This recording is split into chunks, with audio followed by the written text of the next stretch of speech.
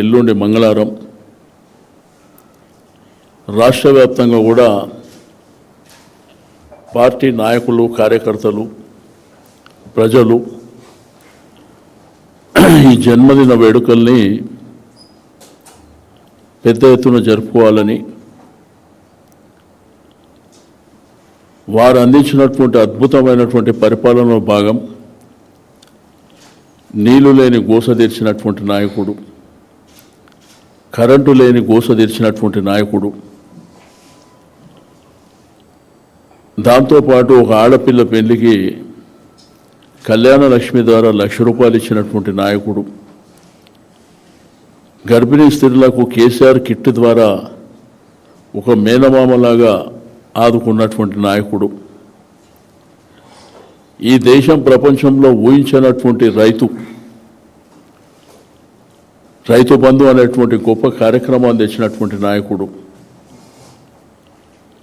చదువుకునేటువంటి పిల్లలకు overseas scholarship ఇచ్చినటువంటి గొప్ప నాయకుడు, మిషన్ కాకతీయ ద్వారా నీటి దాహర్తిని తీర్చినటువంటి నాయకుడు, ఇరిగేషన్ కాళేశ్వరం ప్రాజెక్టుల ద్వారా అద్భుతంగా అన్ని గ్రామాలకు నీళ్ళు ఇచ్చినటువంటి నాయకుడు,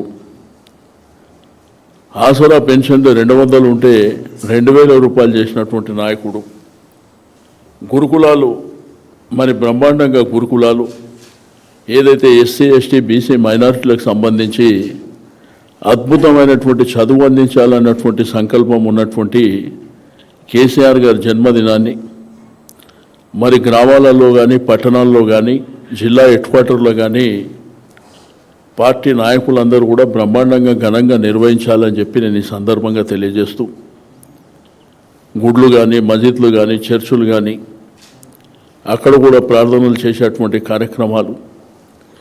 అయితే రాష్ట్ర కార్యాలయంలో అంటే తెలంగాణ భవన్లో ఆ రోజు ఉదయం 10 గంటలకు కేటీఆర్ గారు ముఖ్య అతిథిగా కేక్ కట్ చేస్తారు.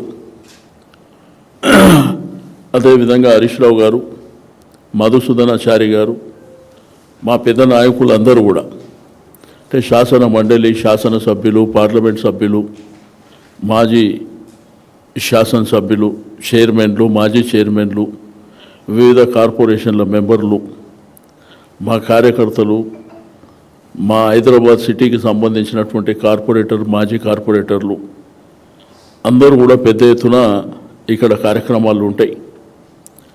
ఆ కార్యక్రమాలు అయిన తర్వాత అందరికీ భోజన ఏర్పాట్లు కూడా ఉంటాయి, ఇంక్లూడింగ్ మీడియా అందరూ కూడా. ఎందుకంటే మా నాయకుడిని పుట్టినరోజు జరుపుకోవడం అనేది మేమందరం మా అదృష్టంగా భావించి పెద్ద ఎత్తున జరుపుకోవాలనేటువంటి సంకల్పం ప్రతి సంవత్సరం కూడా చాలా గ్రాండ్గా చేస్తాం. ఈ సంవత్సరం కూడా చాలా అద్భుతంగా పుట్టినరోజు వేడుకల్ని చేపట్టడం జరుగుతుందని చెప్పి నేను ఈ సందర్భంగా తెలియజేస్తూ ఉన్నాను. నిన్న మొన్న సరే మున్సిపాలిటీ ఎలక్షన్లు కూడా జరిగినాయి, రిజల్ట్స్ కూడా వచ్చినాయి. అధికారంలో ఉన్నటువంటి కాంగ్రెస్ పార్టీకి 15 లక్షల ఓట్లు వేస్తే ప్రతిపక్షంలో ఉన్న మాకు కూడా 10,80,800 చిల్లర ఓట్లు రావడం కూడా అది మామూలు విషయం కాదు. ఎందుకంటే రాజకీయాలలో మా ప్రభుత్వం ఉన్నప్పుడు ఇదే లోకల్ బాడీ ఎలక్షన్లు జరిగితే వన్ సైడ్ ఎన్నికలు జరిగినాయి.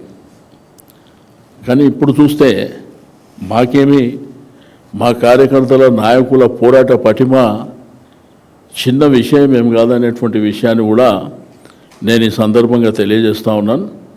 కాబట్టి ఎల్లుండి 17వ తారీఖున జరిగే కేసీఆర్ గారి పుట్టినరోజుని మరి ఘనంగా నిర్వహించడానికి ఏర్పాట్లన్నీ